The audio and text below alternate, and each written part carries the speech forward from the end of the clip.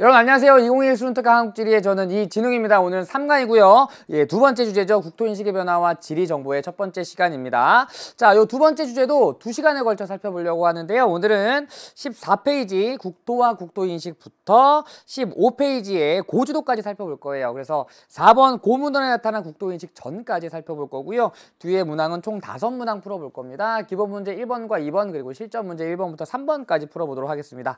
자, 요 국토인식의 변화와 지리 정보 요 주제 자체가 교육과정이 바뀌면서 새롭게 등장한 주제인데요. 원래는 국토인식의 변화가 맨 앞쪽에 있었습니다. 그런데 뒤쪽으로 이동을 해왔고요. 그다음 지리정보는 원래 6단원에 별도로 독립이 되어 있다가 이번에 앞쪽으로 옮겨오면서 요 국토인식의 변화와 합쳐지면서 하나의 주제로 구성이 되게 되었습니다. 그래서 오늘 요 국토인식의 변화는 크게 고지도와 고지리지 두 가지가 나오는데요. 오늘 그 중에서 고지도만 살펴볼 거고요. 고지도 중에서도 특히나 대동여지도가 시험의 출제 빈도가 아주 높게 나타납니다. 그리고 다음 시간에 남아있는 지리지와 그리고 지리정보까지 쭉 살펴보면서 요 두 번째 주제 마무리 짓도록 하겠습니다. 자, 14페이지 국토와 국토인식부터 바로 시작해 보도록 하죠. 오늘도 인사드리고 시작하겠습니다. 오늘도 최선을 다하겠습니다. 자, 교재 보시면 첫 번째 1번 국토와 국토인식, 2번 풍수지리사상 나와 있는데요. 1번 국토와 국토인식은 한번 쭉 읽어보시면 되고요. 2번 풍수지리사상. 자, 요 내용도 사실 내신에는 가끔 출제될 만하지만 수능에는 거의 나오지 않습니다. 두 번째 배경. 지모사상과 음양오행설. 그 지모사상은 말 그대로 땅이 어머니다라는 사상이고요. 음양오행설은 쉽게 얘기하면 여러 가지가 조화를 이루어야 된다 이런 느낌이라고 생각하시면 됩니다. 그래서 요 두 가지가 결합되어서 만들어졌다. 그래서 풍수지리 사상이 등장하였다. 이 정도만 알아두시면 되고요. 한 가지 우리 같이 살펴볼 만한 것은 자료 분석에 배산임 수출학의 지형도 같이 살펴보도록 하겠습니다. 자, 지형도는 뒤에 가면 되게 많이 나오는 그림인데요. 전형적인 배산임수 수출학의 지형도입니다. 배산임수, 산을 등지고 물을 앞에 면하고 있다 이런 뜻이라고 생각하시면 됩니다. 그래서 요 마을 자체가 요쪽에 산이 위치하고 있는 거죠. 얘네가 산입니다. 그래서 일반적으로는 북쪽으로 산을 등지고 있고 남쪽으로는 하천과 면하고 있는 이런 형세를 우리는 배산임수 형세라고 얘기하고요. 풍수지리에서 명당이라고 얘기했던 곳이 이러한 형세를 갖추고 있는 곳입니다. 자, 그럼 배산임수 형세를 갖추고 있는 곳은 어떠한 특징을 갖고 있느냐? 자, 북쪽으로 산이 잘 잡고 있습니다. 우리나라는 특히나 겨울철에 아주 풍속이 강하고 집중도가 높은 겨울 계절풍이 불어오기 때문에 요 북쪽에 있는 산이 겨울 계절풍을 막아주는 역할을 하고요. 또 남쪽으로 트여 있기 때문에 남쪽으로부터 풍부한 일조량을 확보할 수가 있습니다. 또 남쪽에 흐르는 하천으로부터 풍부한 생활용수와 농업용수를 확보할 수가 있고요. 또 하천 주변에 넓은 평야가 만들어지기 때문에 이 평야로부터 다양한 농산물을 또 우리가 재배할 수가 있습니다. 그리고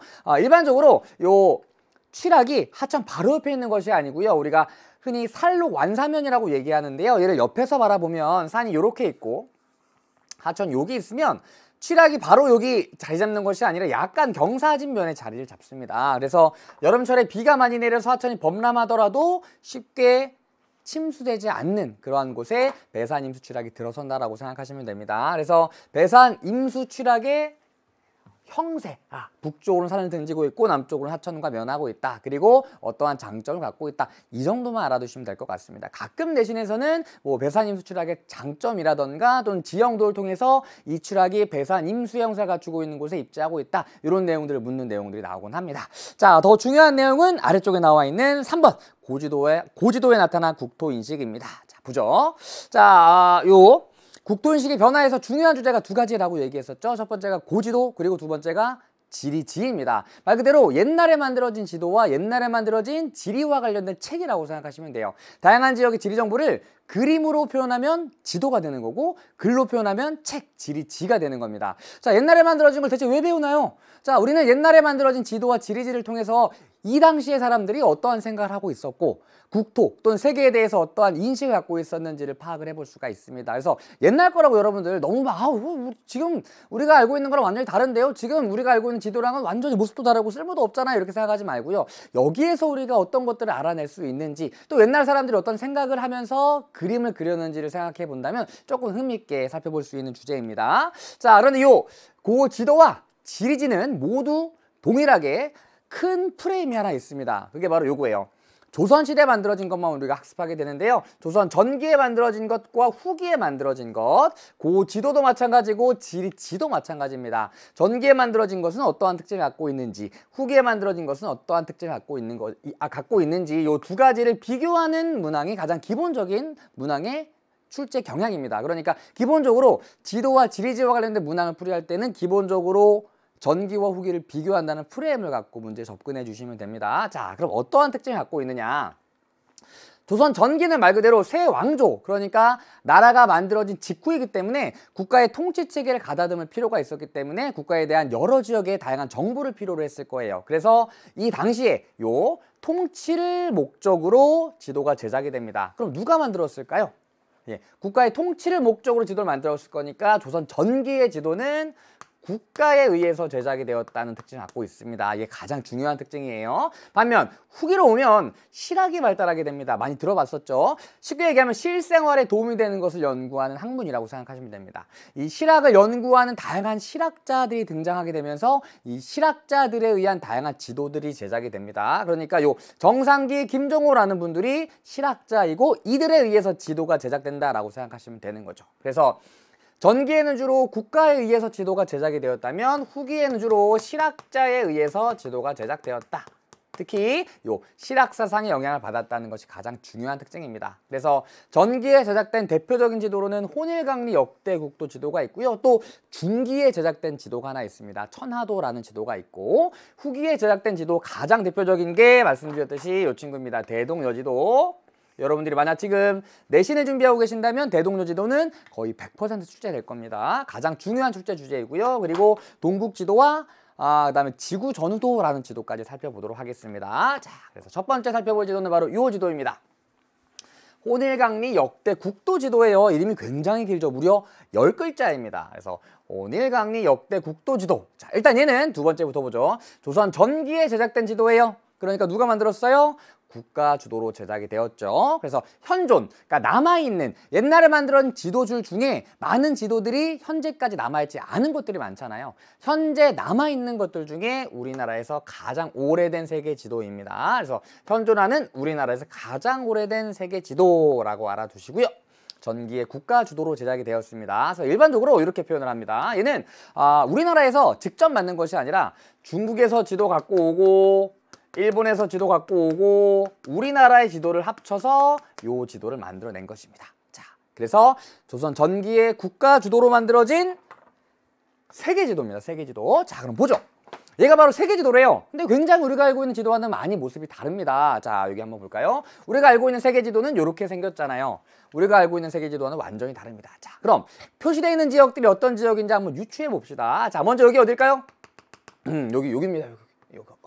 조선이에요. 조선. 엄청나게 크게 그려졌죠. 실제로는 요만한데 세계지도에 거의 막 한 10분의 1 정도를 차지하고 있습니다. 조선. 조선 바로 서쪽에 있는 요 나라. 요 나라가 조선 서쪽에 있는 나라니까 중국이에요. 중국. 그리고 요 조선 아래쪽에 사실은 여기 보면 우리나라의 남동쪽쯤에 위치하고 있는 나라죠. 섬으로 이루어진 나라. 예. 실제 크기를 비교해보면 우리나라보다 일본이 훨씬 더 큽니다. 그런데 혼일강리 역대 국도 지도에서는 일본이 훨씬 더 작게 그려졌죠. 그리고 여기는 중국의 서쪽이에요. 중국의 서쪽이니까 여기라고 생각하면 되고요. 여기가 유럽입니다. 유럽. 그리고 유럽의 아래쪽 여기입니다. 여기가 아프리카가 되죠. 아프리카. 그리고 여기가 아프리카의 동쪽 아라비아 반도라고 생각하시면 됩니다.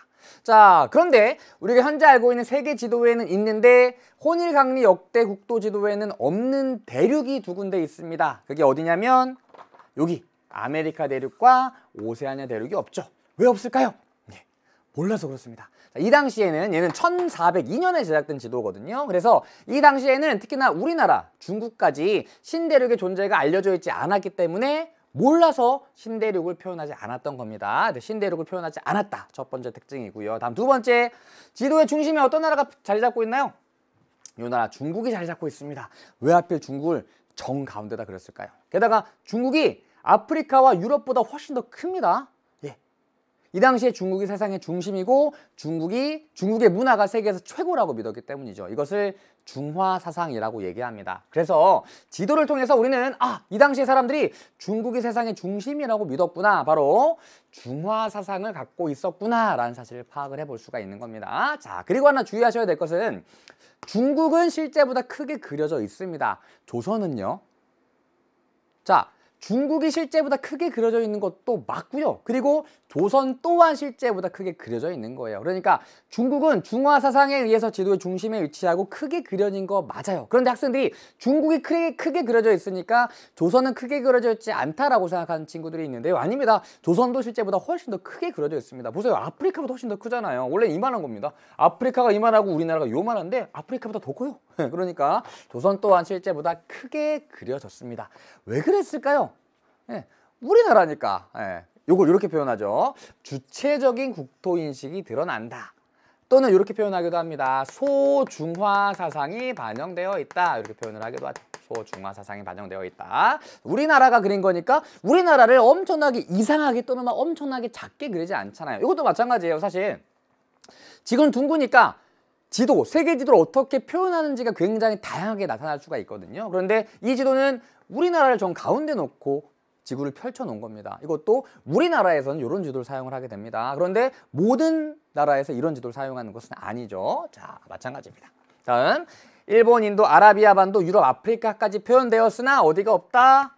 신대륙은 표현되지 않았다. 왜요?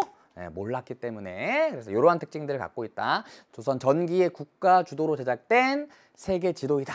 그리고 신대륙이 표현되어 있지 않다. 중화 사상이 반영되어 있지 않다. 이런 내용들 챙겨두시고요. 자, 다음 두 번째 지도입니다. 두 번째 지도는 천화도인데요. 천화도. 자, 얘는 조선 중기에 제작된 지도입니다. 요 지도예요. 자, 그런데 보면 요 지도 또한 우리가 알고 있는 세계 지도와는 굉장히 다르지만 얘는 더 달라요. 우리가 알고 있는 세계 지도와는 완전히 다르죠. 이게 무슨 세계 지도야 라는 말이 절로 나올 정도로. 자, 그럼 우리가 상식적으로 생각을 해본다면 시간이 흘러가면 흘러갈수록 세계에 대한 인식의 범위도 넓어지고 기술도 발달하면서 또 지도에 제작하는 방법들까지 더 다양해지면서 더 정교한 지도가 만들어질 텐데 왜 나중에 만들어졌는데 그 전에 만들어진 지도보다 더욱더 소위 허접하게 지도를 만들었느냐? 이겁니다. 민간에서 제작되었기 때문입니다. 민간에서. 그러니까 아무래도 국가보다는 백성들이 갖고 있는 정보가 적었겠죠. 그러니까 상대적으로 더 부정확한 세계 지도와는 완전히 다른 지도가 만들어졌습니다. 자, 얘는 지금 잘 안 보여서 조금 더 크게 한번 살펴볼게요. 자, 그런데 보시면 교재에는 이런 지도가 실려 있는데요. 제가 지금 보여드리는 천화도는 이렇게 생겼습니다. 뭔가 조금 다르죠? 그렇죠? 왜 그러냐면 민간에서 널리 유통되었던 지도이기 때문에 굉장히 다양한 버전들이 남아 있습니다. 채색이 된 것도 있고 채색이 되지 않은 것도 있고 얘는 여기 보면 천화도라고 적혀 있는데 얘는 적혀져 있지도 않고요. 그래서 모양이 조금씩 다르지만 어쨌든 이러한 형태를 갖추고 있는 지도를 다 통틀어서 천화도라고 부릅니다. 그래서 조선 중기의 민간에서 제작된 지도입니다. 자, 보죠. 자, 역시 정가운데 어떤 나라가 있느냐? 요 중국이 그려져 있습니다. 중국. 그리고 여기에 조선. 요게 조선이에요. 아이고. 여기 조선입니다. 조선. 그리고 일본이 그려져 있죠. 일본. 그래서 정 가운데에 역시 중국이 자리 잡고 있습니다. 무슨 사상이 반영되어 있다? 중화 사상이 역시나 반영되어 있음을 확인해 볼 수가 있고요. 그리고 지도의 가운데 중국, 조선, 일본이라고 하는 실제 하는 나라가 표현되어 있습니다만 이런 나라들만 표현되어 있는 것은 아닙니다. 여기에 이런 나라들이 표현되어 있습니다. 대인국. 큰 사람이 사는 나라. 그 다음에 여기는 일목국, 눈이 하나밖에 없는 사람들이 사는 나라. 여기는 불사국이에요. 불사국, 죽지 않는 사람들이 사는 나라. 이런 나라도 있습니다. 여기는 여인국, 아름다운 여인들만 사는 나라. 여기는 모민국, 온몸에 털이 난 사람들이 사는 나라. 자, 이런 나라들이 실제 있었을까요? 아닙니다. 상상 속에 있던 나라들을 표현하였습니다. 그런데 이 당시에는 워낙에 세계에 대한 정보가 없었기 때문에 실제 이런 나라들이 존재한다고 믿었을지도 몰라요. 그러니까 이 당시에 이 사람들이 정말 무지했구나라는 것을 알 수가 있죠. 그러니까 세계에 대한 정보가 많이 없었구나. 그리고 이런 나라들이 실존하였다라고 믿었다는 거죠. 이것은 도교의 영향이라고 얘기하는데요.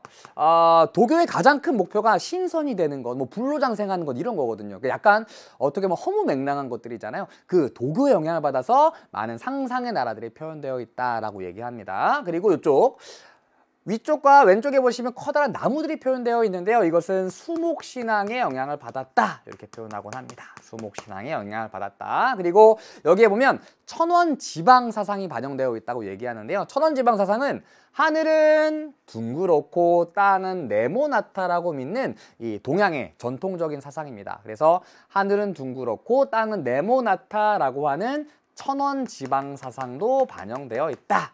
여기까지 천화도의 특징을 정리해 볼 수 있을 것 같습니다. 자, 교재 같이 볼게요. 자, 지도 가운데 중국이 있습니다. 그래서 중화사상이 반영되어 있음을 알 수가 있습니다. 가장 안쪽부터 내대륙, 내해, 외대륙, 외해 구조로 만들어져 있습니다. 내대륙, 내해, 외대륙, 외해 이렇게 얘기하는 거예요. 천원지방의 세계관이 반영되었다.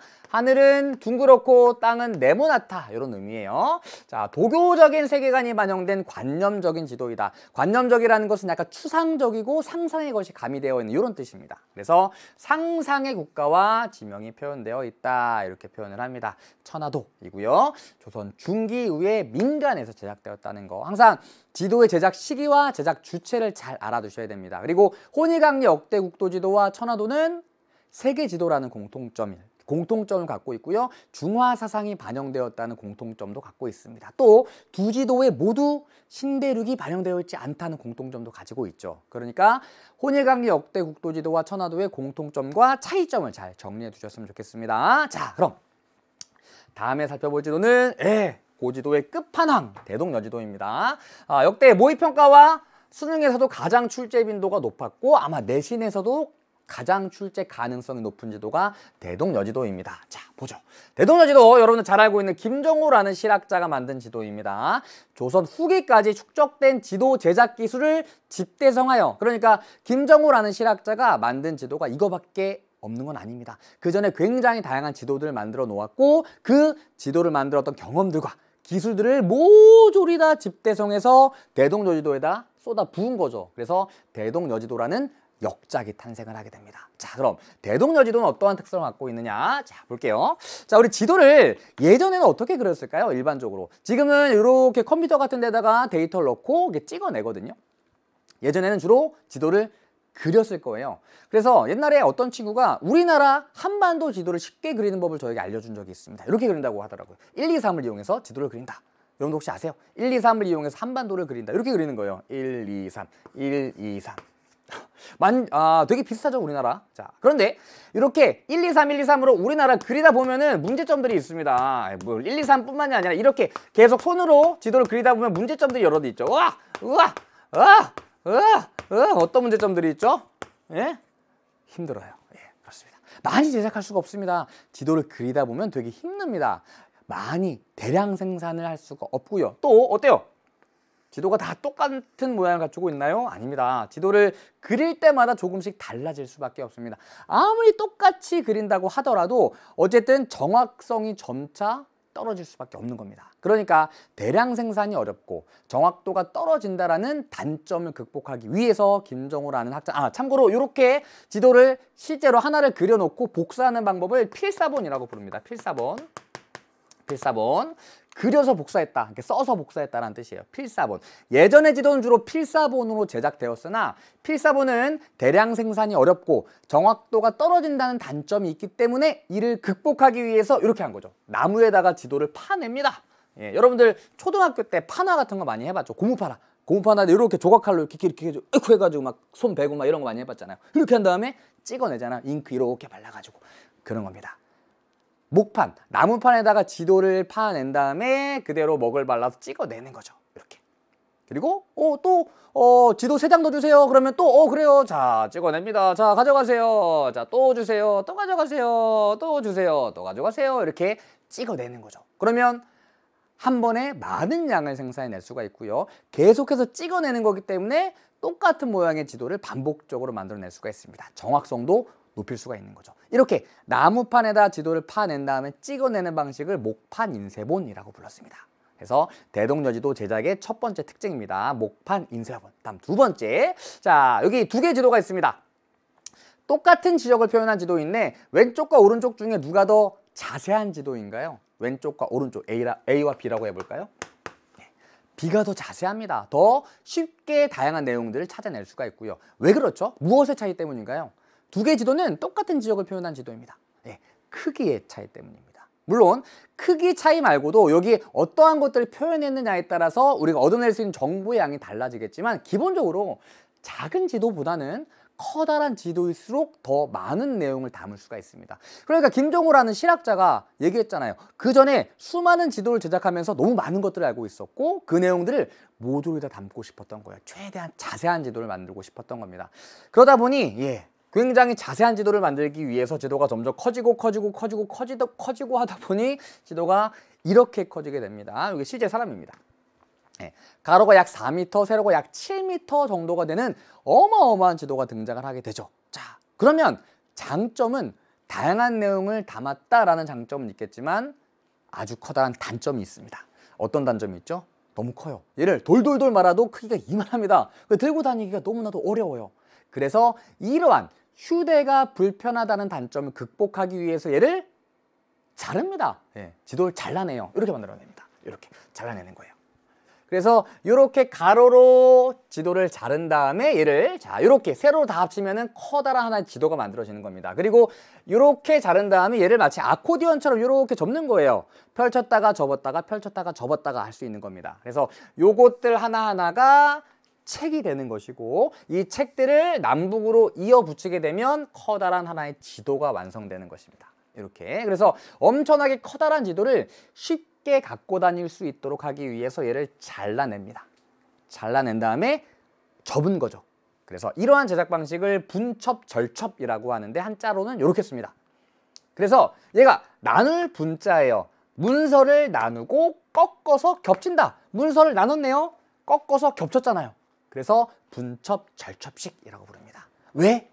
갖고 다니기 편하게 하기 위해서, 휴대를 용이하게 하기 위하여 분첩, 절첩식으로 제작하였다. 이게 두 번째 대동여지도의 제작 방식의 특징입니다. 자, 다음 세 번째 살펴보죠. 자, 지도에는 굉장히 다양한 내용들이 들어갑니다. 그리고 여러분들 지도를 보면은 다양한 기호가 사용된 것들을 본 적이 있을 거예요. 예를 들면 지형도에 이러한 기호가 표시되면 얘는 논을 의미합니다. 얘는 밭을 의미하고요. 자, 그럼 기호를 사용하지 않는다면 지도에 이렇게 글씨로밖에 다양한 내용들을 표현할 수밖에 없을 겁니다. 그럼 어때요?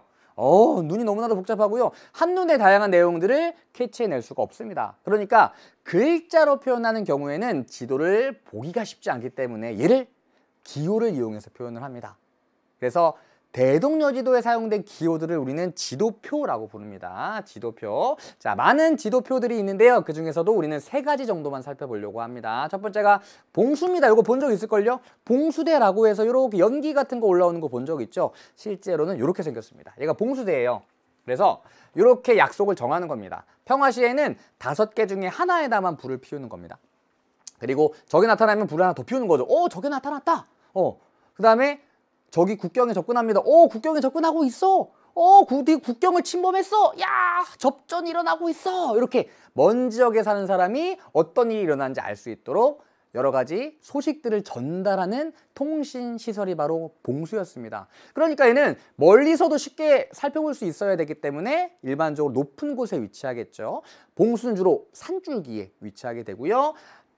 먼 지역의 다양한 소식들을 전달하는 통신시설이다 라고 표현을 합니다. 통신시설, 봉수, 요기요를 사용하게 됩니다. 요기요. 다음 역참은 요기요를 사용하게 되는데요. 얘는 뭐 여러 가지 것들을 담당하는 기관이었습니다. 예를 들면 공무원들이 지방에 공문서를 전달하러 가요. 지금은 뭐 메일 같은 거 보내면 되겠지만 옛날에는 그냥 문서를 가지고 이동을 해야 됐던 것이죠. 따그닥 뛰어가다 보면 지치겠죠.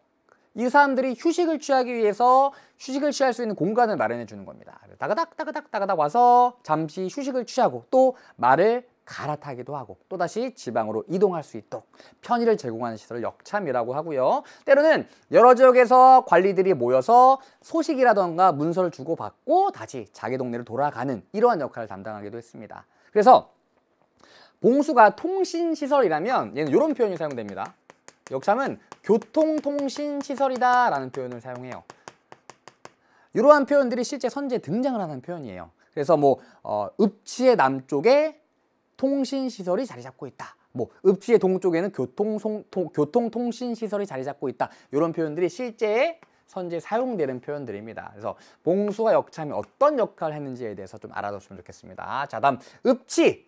읍지는 오늘날로 따지면 시청이나 군청 같은 곳입니다. 그 지역의 중심지예요. 그래서 무성, 성이 없는 거, 유성, 성이 있는 거. 성이 없는 것은 상대적으로 규모가 작은 것, 성이 있는 것은 상대적으로 규모가 큰 것이라고 생각하시면 됩니다. 오늘날의 시청, 군청 같은 곳으로 그 지역의 중심지 역할을 했던 곳이 바로 읍지입니다. 읍지. 자, 그럼 지도를 한번 실제로 살펴보도록 하죠. 이게 대동여지도입니다. 대동여지도의 한성부, 여기가 바로 한양이거든요. 여기 한강입니다. 한강. 그래서 여기 보시면 여기 역참 보이죠? 역참 보이고요. 역참. 그 다음에 봉수가 어디 있었는데 봉수가 이따 살펴보도록 하겠습니다. 봉수가 보이지 않나요? 봉수 여기 역참 봉수 조금 이따 살펴볼게요. 역참 여기 보이네요. 그리고 여기 읍지들이 있죠. 읍지. 얘들은 이제 유성입니다. 유성. 얘는 무성이 되는 거죠. 하나의 원으로 얘는 두 개의 원으로. 광주예요. 과천입니다. 과천. 자, 여기 대동여지도다. 자, 그럼 대동여지도에 또 어떤 것들이 표현되어 있느냐? 여기 볼게요. 여기 보시면 여기 직선이 있고 곡선이 있네요. 예, 요 직선은 뭘까요? 얘는 도로였습니다. 도로에 보면 잘 보면 이렇게 점이 찍혀 있는데 얘를 방점이라고 합니다. 방점. 이 방점은 무엇을 표현하기 위함이었을까요? 네. 거리를 나타내는 거예요. 아까 지도표에 보시면 여기 도로 나와 있고요. 도로에 이렇게 방점이 찍혀 있는 거고요. 얘는 한 칸이 10리를 나타냅니다. 그래서 만약 이렇게 방점이 찍혀 있다면 얘는 10리. 그리고 여기서부터 여기까지는 20리가 되는 거죠. 20리. 그래서 도로에는 방점을 찍었고 우리는 방점을 통해서 거리를 알 수가 있습니다. 다음 두 번째. 얘는 도로고 얘는 뭘까요 그럼? 얘는 하천입니다. 하천. 그런데 하천은 잘 보면 두 가지 종류가 있습니다. 하나의 선으로 그려진 단선하천, 다음 두 개의 선으로 그려진 쌍선하천이 있습니다. 어떤 차이냐면 하천의 폭 차이입니다. 단선하천은 폭이 좁은 거, 쌍선하천은 폭이 넓은 거. 그럼 폭이 좁냐 넓냐라고 하는 것은 너무나도 이게 기준이 애매모호하잖아요. 어떤 사람이 봤을 때는 한강이 되게 큰 하천일 수도 있고 어떤 사람이 봤을 때는 작은 하천일 수도 있습니다. 그 기준을 배가 다닐 수 있느냐 없느냐로 보았습니다. 그래서 단선하천은 배가 다닐 수 없을 정도로 폭이 좁은 하천, 쌍선하천은 배가 다닐 수 있을 정도로 폭이 넓은 하천을 얘기합니다. 그래서 이렇게 쌍선하천은 배가 다닐 수 있는 하천을 얘기하고요. 이런 하천을 우리는 가항하천이라고 합니다. 가항하천. 항해가 가능한 하천. 이런 하천은 불가항하천. 항해가 불가능한 하천을 얘기하겠죠. 자, 그래서 일반적으로 문제는 이렇게 나옵니다. A에서 B까지 배를 이용해서 이동할 수 있나요? 예스, 가능합니다. A에서 C까지 배를 이용해서 이동할 수 있나요? 안 됩니다. C에서 A나 B까지도 마찬가지이고요. 자, 이렇게 항해가 가능하냐 불가능하냐, 하천이 하나의 단선으로 그려져 있느냐 두 개의 쌍선으로 그려져 있느냐를 통해서 구분을 해낼 수가 있습니다. 그래서 수은 가능 여부를 파악할 수가 있다, 이렇게 표현을 합니다. 자, 조금 더 살펴보도록 하죠. 자, 여기 볼게요. 여기 보시면 여기 굵은색으로 그려져 있는 애들 보이죠? 여기 보시면 뾰족뾰족한 것도 보이고요. 여기 무슨 산이란 표현도 보일 겁니다. 얘네들은 연속적인 산들을 연결한 산줄기를 얘기해요. 그러니까 요 연속적인 면으로 표현한 것들이 바로 산줄기이고요. 산줄기. 그 중에서도 여기 이렇게 뾰족뾰족 표현되어 있는 것들은 다 산입니다. 산. 그래서 우리는 산줄기에 표현되어 있는 산들을 통해서 대략적인 높이를 비교해 볼 수가 있습니다. 그러니까 얘는 얘보다는 높은 산이라는 것을 우리가 알 수가 있는 거죠. 그러나 현재 하천에는, 현재 지형도에는 이렇게 등고선들이 그려져 있습니다. 등고선을 통해서 어떤 지점의 정확한 높이를 판단할 수가 있는데요. 대동여지도에는 그런 것들이 표현되어 있지 않습니다. 그래서 대략적인 높이를 비교할 수 있으나 정확한 해발고도는 알 수가 없다는 거. 그래서 산줄기다, 산줄기. 그리고 이 산줄기는 나중에 다시 하겠지만 분수계 역할을 합니다. 분수계. 물을 나누는 역할을 합니다. 그래서 하천 유역을 나눈다라고 얘기합니다. 나중에 다시 살펴볼게요. 자, 그리고 여기 보시면 점선 그려져 있죠. 점선. 얘는 행정구역의 경계를 얘기합니다. 그래서 여기랑 여기는 서로 다른 행정구역이 됩니다. 점선을 사이에 두고 있기 때문에. 자, 다음 대동여지도도 현재 지형도와 마찬가지로 지도의 위쪽이 북쪽이고요. 아래쪽이 남쪽입니다. 그래서 위쪽이 북쪽, 오른쪽이 동쪽, 왼쪽이 서쪽, 아래쪽이 남쪽이 되는 거죠. 단위까지 파악을 할 수가 있습니다. 자, 그러나 아까 얘기했듯이 해발 고도를 정확하게 알 수가 없고, 자, 다음 우리가 요새 사용하는 지형도에는 이러한 기호들이 나와 있습니다. 아까 얘기했었죠? 얘는 논이에요, 논. 이렇게 논. 다음에는 이렇게 하죠. 밭, 그죠? 밭. 네, 논과 밭입니다, 논과. 그러나 대동요지도에는 이러한 기호들이 나와 있지 않아서 이 땅이 무엇으로 이용되는지 토지 이용 상황은 알 수 없다. 토지 이용 상황은 알 수 없다. 그래서 이런 내용들까지 같이 정리해 두시면 좋을 것 같습니다. 자, 그럼 교재 같이 살펴봅시다. 자, 목판본으로 제작되어 대량 생산이 가능하였다. 대량 생산. 거기다가 정확성도 높일 수 있었다. 다음 분첩 절첩식으로 제작되어 휴대와 열람이 편리하였다. 또 지도표를 사용하여 다양한 지리 정보를 좁은 지면에 효과적으로 표현하였고요. 다음 도로는 가는 직선으로 표현했고요. 몇 리마다 10리마다 방점을 찍어서 거리 파악이 가능했습니다. 그리고 하천은 쌍선, 배가 다닐 수 있는 하천, 얘를 우리는 가항하천이라고 합니다. 다음 배가 다닐 수 없는 하천은 항해가 불가능한 하천이니까 불가항하천이에요. 그리고 이걸 이렇게 표현하기도 합니다. 우리는 대동여지도를 통해서 순 가능 여부를 파악할 수 있다. 이렇게 표현하기도 하죠. 순 가능 여부를 파악할 수가 있다. 산줄기는 굵은 선으로 모두 연결하여 그려 전통적인 산줄기 인식 체계가 나타난다. 자, 이건 나중에 학습할 건데요. 전통적인 산줄기 인식 체계를 우리는 산경도라고 부릅니다. 자, 그러나 정확한 해발 고도는 파악할 수가 있다 없다. 정확한 해발 고도는 파악이 어렵다. 이것도 꼭 체크해 두시기 바랍니다. 자, 여기까지 우리 15페이지에 나와 있는 내용도 살펴봤고요. 아래쪽에 탐구활동에 지도와 지도표가 나와 있죠. 여기까지 살펴보도록 할게요. 자, 여기 가와나 동그라미 표시되어 있잖아요. 얘네들이 읍치입니다. 읍치. 그리고 얘는 원이 두 개니까 유성읍치, 얘는 원이 하나니까 무성읍치가 됩니다. 상대적으로 가가 나보다 규모가 큰 읍치라는 사실을 알 수가 있고요. 여기 보시면 굉장히 많은 도로가 모여들고 있는 걸 알 수가 있죠. 도로교통의 중심지다라는 표현을 사용을 하기도 합니다. 자, 다음 A하천과 B하천이 있네요. A하천과 B하천. A는 두 개의 선, 배가 다닐 수 있는 가항하천. B는 선이 하나밖에 없으니까 배가 다닐 수 없는 불가항하천입니다. 자, 그리고 요게 우리 아까 얘기했던 봉수입니다. 봉수. 일반적으로 산줄기에 자리 잡고 있는 경우가 많이 있습니다. 봉수. 그리고 여기 요 점선이 아까 얘기했듯이 지역 간의 경계를 나타내고요. 일반적으로 문제가 나오면요. 지도표를 같이 제시해 줍니다. 그러니까 요 기호들까지 암기할 필요는 없습니다. 일반적으로 지도와 함께 지도표를 제시해 주기 때문에 봉수, 역참, 읍치 정도만 알아두면 된다. 이렇게 생각해 두시면 될 것 같습니다. 자, 뒤쪽에 보시면 요 대동여지도와 관련된 문제가 있으니까요. 문제 풀면서 보다 자세한 내용들 살펴보도록 하겠습니다. 자, 오늘 여기 고지도까지 살펴보도록 하고요. 뒤쪽에 나와 있는 수능 기본 문제와 실전 문제 풀이해 보도록 하겠습니다. 자, 본격적인 문제 풀이하기 전에 오늘도 잠시 쉬어가는 브릿지 코너. 저와 함께 우리나라 방방곡곡을 떠나보는 시간이죠. 진짜 공과 방방 곡곡.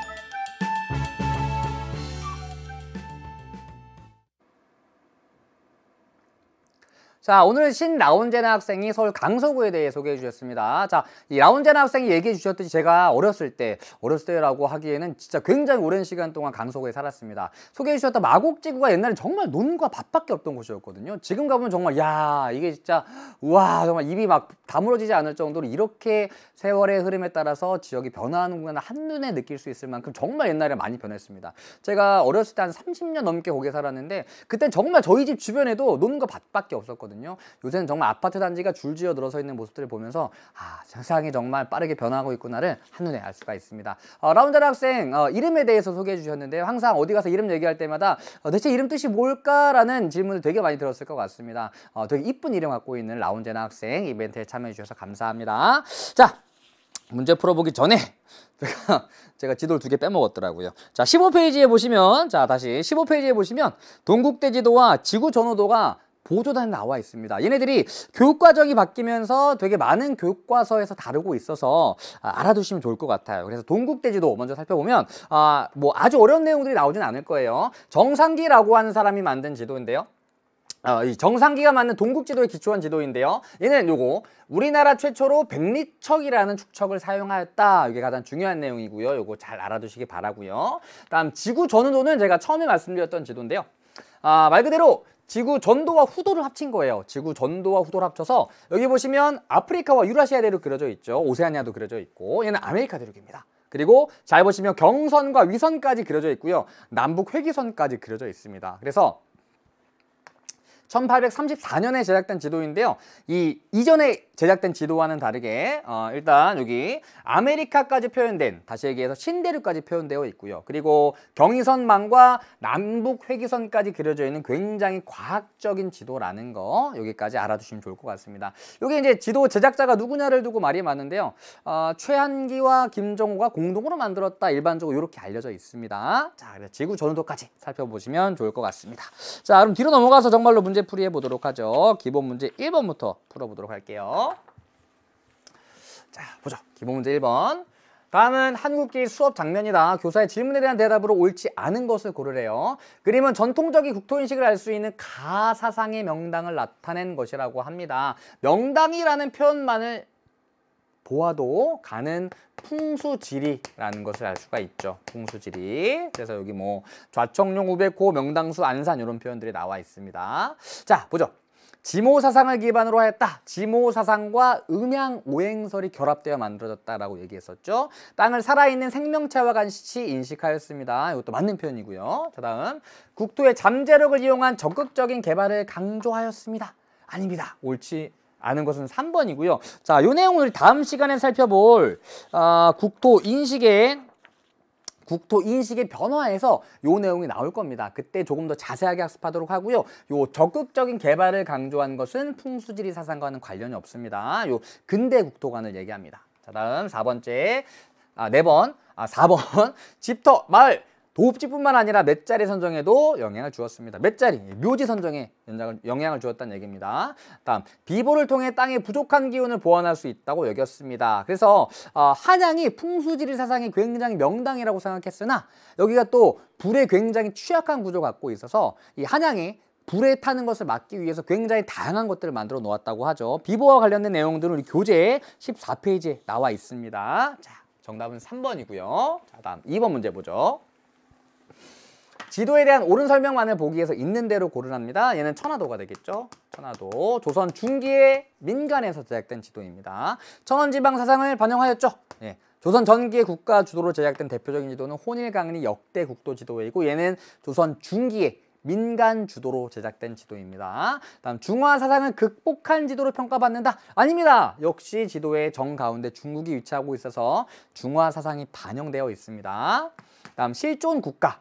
중국, 조선, 일본, 그리고 상상 속의 국가와 지명이 함께 표현되어 있다. 맞죠?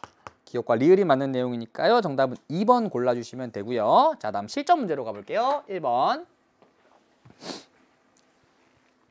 다음 자료는 온라인 학습 장면의 일부래요. 답글 기억부터 미음 중에서 옳은 내용을 고르라고 합니다. 자, 가는요. 가는 혼일강리 역대 국도지도입니다. 혼일. 다음 나는 우리 마지막에 살펴봤던 지구 전후도라고 하는 지도입니다. 지구 전후도. 보죠. 답글. 가는 제작 과정에서 정확한 축척이 사용되었습니다. 아니죠. 예. 축척은 실제 우리가 살고 있는 이 세상을 얼마만큼의 비율로 줄였느냐를 얘기합니다. 일단 얘는 중국과 우리나라가 실제보다 엄청나게 크게 표현되었다는 것을 통해서 정확한 축척이 사용되지 않았음을 알 수가 있습니다. 이거는 틀렸죠. 다음, 나를 통해 우리나라의 수리적 위치를 개략적으로 알 수가 있습니다. 수리적 위치는 위도와 경도를 사용해서 나타내는 위치를 얘기합니다. 그리고 지구 전후도에는 경위선망이 그려져 있어서 수리적 위치를 개략적으로 파악할 수 있습니다. 그러니까 니은이 맞는 내용이고요. 자, 다음.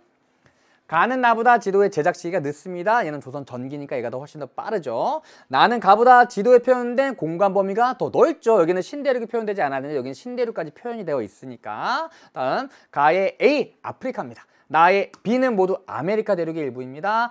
가의 A도 아프리카, 나의 B도 아프리카입니다. 그래서 옳은 것은 니은 2번 골라주시면 됩니다. 자, 다음 2번 문제. 2번 문제. 자, 대동여지도입니다. 이런 유형의 문항이 가장 기본적인 문항입니다. 자, 볼게요.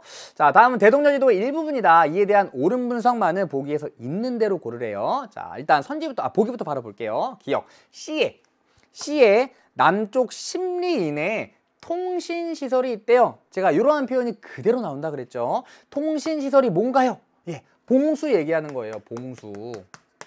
봉수. 자, 그럼 C에 남쪽 10리 이내 통신시설 세 가지가 포인트가 되는 겁니다. 자, 먼저 남쪽을 파악할 수 있느냐? 자, 대동여지도에서 위쪽이 북쪽이고요. 아래쪽이 남쪽이니까요. 방위를 우리는 파악해 볼 수 있습니다. 아래쪽이 남쪽입니다. 다음 10리 이내니까 10리.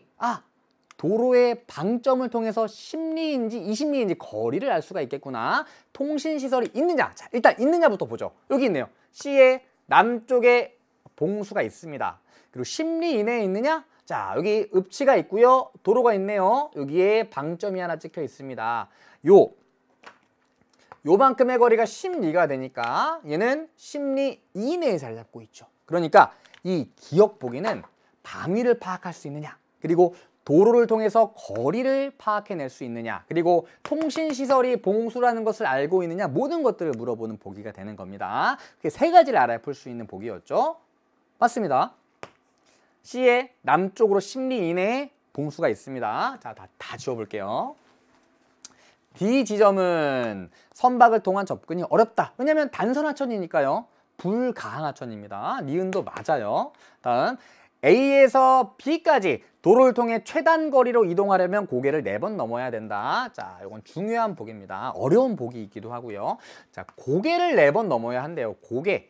자, 고개를 넘는다 우리 학습하지 않았습니다. 그렇죠? 네, 맞아요. 자, 고개는 무엇이냐면 대관령, 추풍령, 한계령 이런 것들이 고개입니다. 대관령은 쉽게 얘기하면 이쪽 영서지방에서 영동지방으로 넘어갑니다. 뭘 넘어가는 거죠?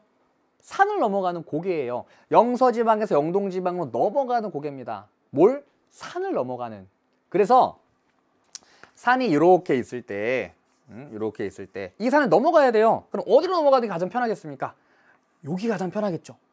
일반적으로 사람들이 높이가 가장 낮은 곳으로 이동을 하면서 산을 넘어가는 곳, 거기를 고개라고 하는 거예요. 고개. 자, 그러니까 결국 고개를 몇 번 넘어가는지를 파악하려면 산이 있느냐 없느냐를 파악해야 되고, 산이 있느냐 없느냐를 파악하려면 산줄기를 파악을 해 주셔야 됩니다. 그러니까 산줄기를 4번 지나간다는 의미예요. 산줄기를 지나간다는 것은 고개, 산을 넘어간다는 얘기가 되는 거니까. 그러니까 여기 보면 A에서 B까지 도로를 통해 최단 거리 이동한다는 것은 이렇게 가는 것을 얘기하잖아요. 이렇게. 자, 그런데 잘 구분해 주셔야 됩니다. 자, 이렇게 연속된 면이 내려옵니다. 얘가 산줄기예요. 산줄기. 산줄기와 산줄기 사이에 얘네들은 하천입니다. 하천. 그러니까 산줄기, 다시 얘기해서 고개를 2번 넘고 하천을 2번 지나는 거예요. 그러니까 산줄기를 2번 지나니까 고개를 2번 넘는다. 고개는 2번 지나는 겁니다. 그래서 A에서 B까지 최단 거리 이동할 때 고개를 몇 번 넘느냐를 파악하는 것은 산줄기를 몇 번 지나느냐를 가지고 파악을 해주면 되고, 대동여지도에서 연속적인 면으로 표현된 것이 산줄기이니까 이 연속적인 면을 몇 번 지나느냐, 이 그림에선 2번 지나니까 4번이 아닌 겁니다. 그래서 얘네 둘은 하천이고 얘네들은 고개가 되는 겁니다. 이거 잘 구분해 주셔야 돼요. 옳지 않은 보기가 되고요. 다음, 이 지역에서 군사시설인 진보는 네모로 그려진 거 얘기하죠. 내륙보다 해안에 많이 위치한다. 여기가 내륙이고요. 여기가 바다잖아요. 해안에 맞네요. 그렇죠? 그러니까 여기가 이제 육지고요. 여기가 바다니까요. 내륙보다는 해안 쪽에 많이 위치하고 있습니다. 그래서 해안에 많이 위치한다. 맞는 내용이 되겠네요. 기역, 니은, 리을이 맞으니까요. 정답은 4번 골라주시면 됩니다. 4번. 자, 다음. 오늘 여기까지. 자, 오늘 프리한 문항 여기까지입니다. 제가 실수를 했네요. 그렇죠? 실전 문제도 1번부터 2번까지 두 문항 풀어보는 시간이었습니다. 자, 오늘 국토인식의 변화와 지리정보의 첫 번째 시간이었죠. 중요한 것은 고지도. 그 중에서도 대동여지도가 가장 중요하다.